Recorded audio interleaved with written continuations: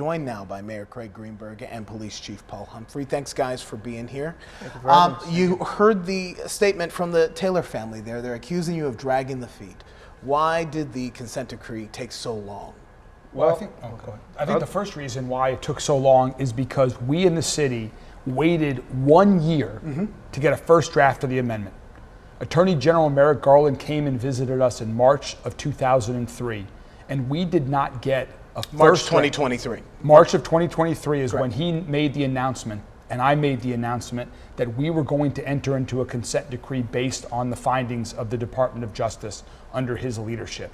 It took 11 months and 2 weeks to get a first draft. We were clamoring all the time, asking, send us a first draft. We want to move on with reform and action, and it took nearly a year to get that first draft. That's why it took so long. We need to be very clear. Police reform and improvement is not dead in Louisville as a result of what happened today. It is alive and well. The chief has been working on this for years, even before I was mayor, and with a renewed focus since he has been chief. And today's announcement with this community commitment means we can stop worrying about what the form and the process of it's going to look like. We have a 200-page document that clearly spells out the exact same objectives that we agreed to with the Department of Justice, how LMPD is going to achieve those results, and Chief Humphrey and I are committed to achieving those improvements. And if I can add to that, if you think about this and this getting thrown out or dismissed by the current Department of Justice, I think that's a frustration of everyone in the consent decree process. We've been dealing with this since 2021. I was an assistant chief when this investigation started. I've been promoted twice since then.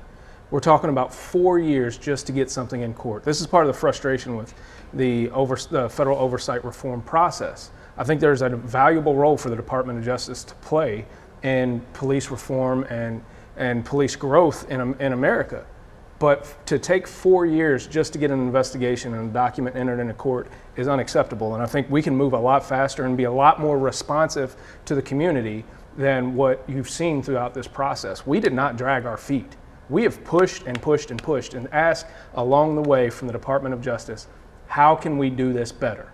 And we, at time and time again, we were stonewalled, we got no advice, but we were not going to all just take what they said without actually putting time in to make sure that we got the best agreement possible for the city. I don't want to cut you off here, but we do have a lot of ground that we do want to cover. And Fallon, you want to talk about the differences in these? Right, you touched on it a little bit, Mayor, but I want to ask you, Chief. So between the consent decree and the community commitment, what exactly is the same? What has been added? What has been taken out? What does it look like in comparison to the consent decree? So the big thing that's different is everything that's related to reporting to the court. So the monitor is not an agent of the court. So the monitor would be technically an agent of the court and work for the judge. Obviously, there's no judge involved in this. There's no Department of Justice. So everything that is related to doing things with the Department of Justice or the court is different.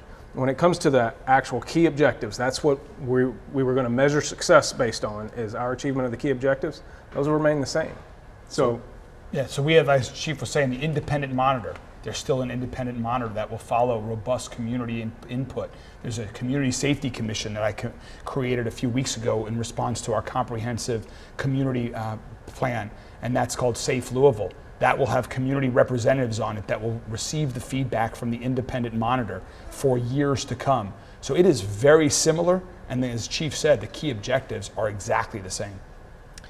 So at what point in time did you learn that the consent decree wasn't actually going to be a thing?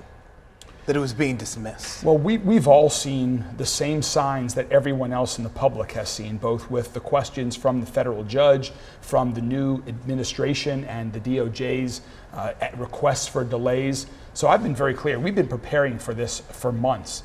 We just found out that this was going to happen today, very recently, but we've been preparing for this for months. What does this mean for the average person in Louisville now that we are going forward with a community commitment? What does this look like for them every day? Well, for everyday interaction between the police department and the community, it means the same as it meant yesterday.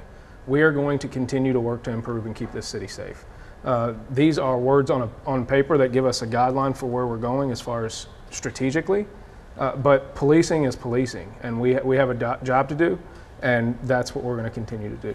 You guys have talked a lot about rebuilding trust. We spoke with some people who had been victims of police misconduct. Heather Richards was the first to accuse former officer Pablo Cano of rape. Many more Oh, you mean the officer that was put in jail by the Louisville Metro Police Department? Yes, after a 2-year investigation Right. where he stayed free on the street, and then it was amended down to police misconduct. Right. Richards moved out of Louisville, and she says she's afraid to return. I want you to hear her comments now. I don't think it's generally safe, and I'm not talking about general crime. I mean, I lived in fear of ever having to deal with LMPD again. What would you say to her, or to anyone who has been a victim of police misconduct? How do you regain their trust? That's an absolute shame. That type of behavior is unacceptable, and we'll do our best to make sure that people that behave like that go to jail. I mean, you've seen just recently that we charged an officer that was not behaving the way that we want him to behave.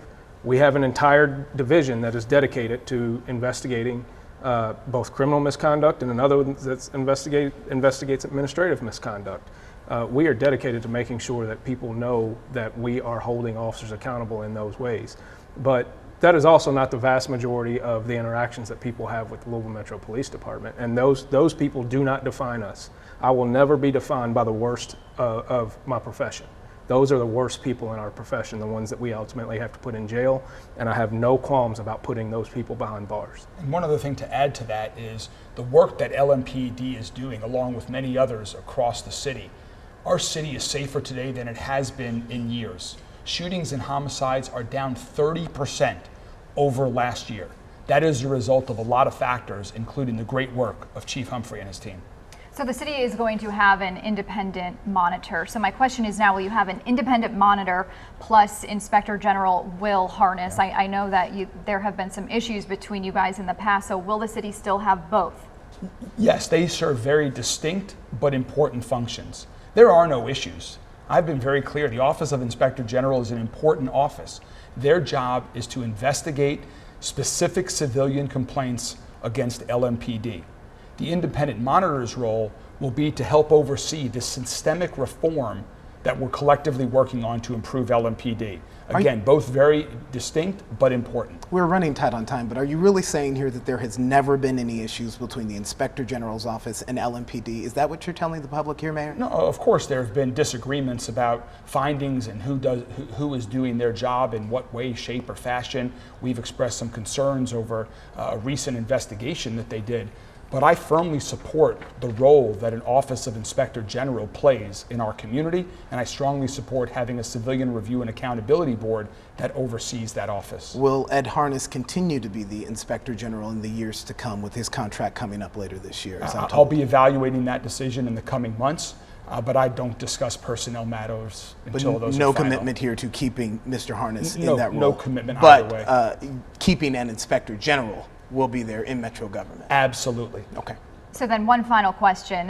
With Mr. Harness, he has said in the past that LMPD has not been helpful with him and transparent so he can conduct his investigations. I guess, will LMPD be open and transparent with whoever this independent monitor will be? Yeah, and I think you've seen a change of stance between the Office of the Inspector General and LMPD. I think we're far more cooperative both ways now than we were before. And I think we owe it to the community. This is why I never pushed back on having an independent monitor, because I think that is one of the ways that we build trust. I understand that trust has been damaged in different incidents in several ways. So I think it's important that we have a third party that can verify to the community that we are doing what we say we do. And I think that's very important. Mayor Craig Greenberg, Chief of Police Paul Humphrey, thank you guys both for your time today. Thank you. Thank you all.